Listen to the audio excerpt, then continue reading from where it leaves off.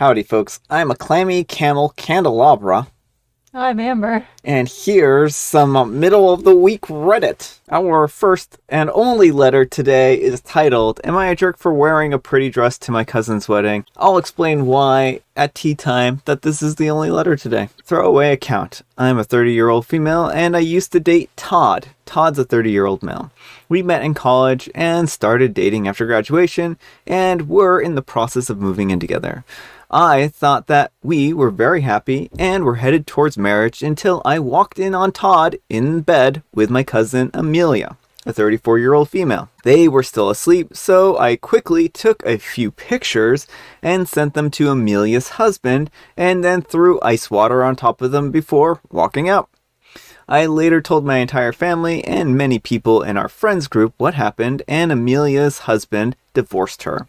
After a couple of months, when Amelia's divorce was finalized and she announced to the family that Todd and her were in a relationship. By that time, I would say that I was over the hill of hurt and anger and deep within the valley of annoyance. I just didn't want to see or talk to them ever again because who needs that? Fast forward to now, and Todd and Amelia announced their engagement after being together for 2 years.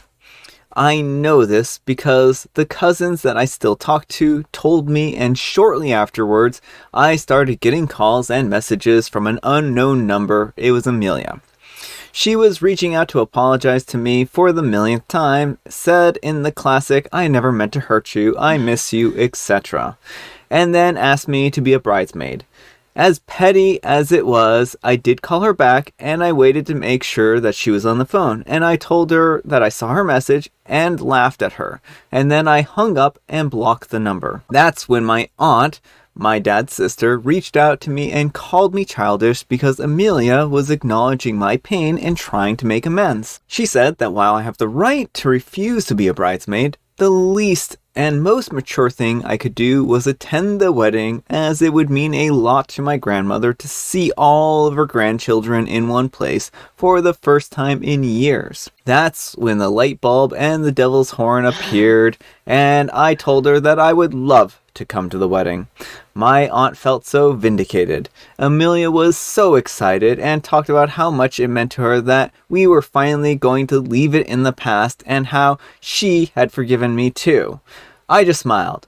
Then, on the day of the wedding, I proudly walked in wearing a pretty pearl white cocktail dress. A lot of people were stunned, but most of them already knew the story and no one approached me about it.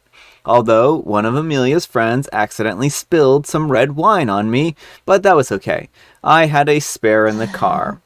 I went from wearing a pretty pearl white cocktail dress to an elegant white cream one that flowed to the ground. For the rest of the night, I danced, I ate, and I caught up with some of Todd's relatives and had a nice time. However, I think Amelia cried, and I offered to fix her mascara since I'm a makeup artist. She declined. After the wedding, I got a scathing message from Amelia, her mom, and a few of Amelia's friends. Now I am fully aware of what I was doing, but am I the jerk given the circumstances? Alright folks, what do you think? Jerk or not the jerk? Normally I say do not wear white to a wedding unless you are getting married, but if your cheating ex and their affair partner are getting married and people are trying to coerce you into going to the wedding, I'm going to give you a little bit of a pass here.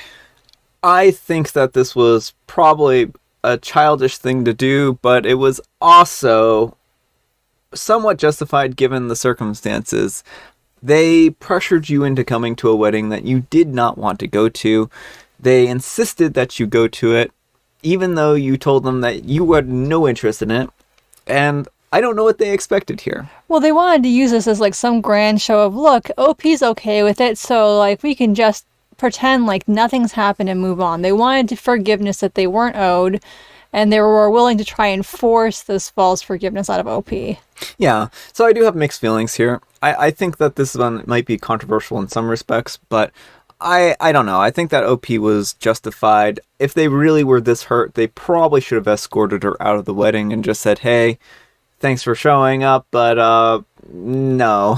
Yeah, well, I mean, I it's maybe I'm in the wrong here, but I have to go with a solid not the jerk. Like, it's petty, but I love it.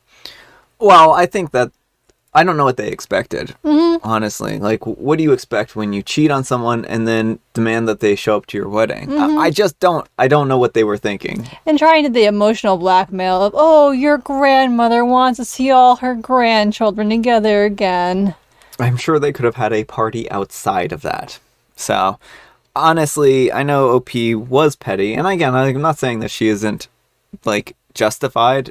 And I think that they didn't take the right actions at the wedding to ensure that the bride was taken care of. So in large parts, I don't blame OP for this. Her bridesmaids tried to repel her from the wedding, but they didn't really do a good enough job. And I mean, I think once OP had the red wine spilled on them, they could have made their point. But I don't know. I love the second dress. Yeah. It's what makes the story for me. Yeah, I mean, I love the touch. Don't get me wrong. I think it's extremely petty. I mean, but again, like, she ruined OP's wedding. Yeah, well, and I think that's why people were giving her birth, it seems like. It's like they knew that OP was the wronged party here. And we're like, okay, we're not going to touch this. Yeah. It just seems like it was all around a bad idea to invite someone who you scorned like this. It seems like a bad idea. I think that we can all settle on that. Anyhow, OP, take care and good luck.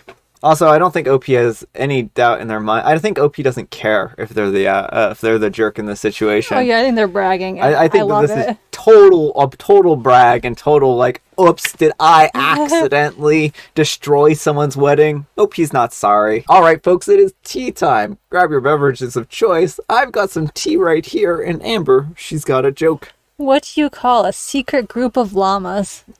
Ooh, a secret group of llamas? Well, I call the llamas my candelabra brothers from a different mother. The llama naughty. That was actually pretty terrible. And I've got Earl Grey. Are you going to explain why we're only doing one story? Oh yeah, so why are we doing only one story? Well, there's a couple of reasons. One, Reddit's down. So, Reddit's broken. And I managed to have that story in the wings from last night, but I didn't download it all the way, so I don't even actually have any of the comments from that one.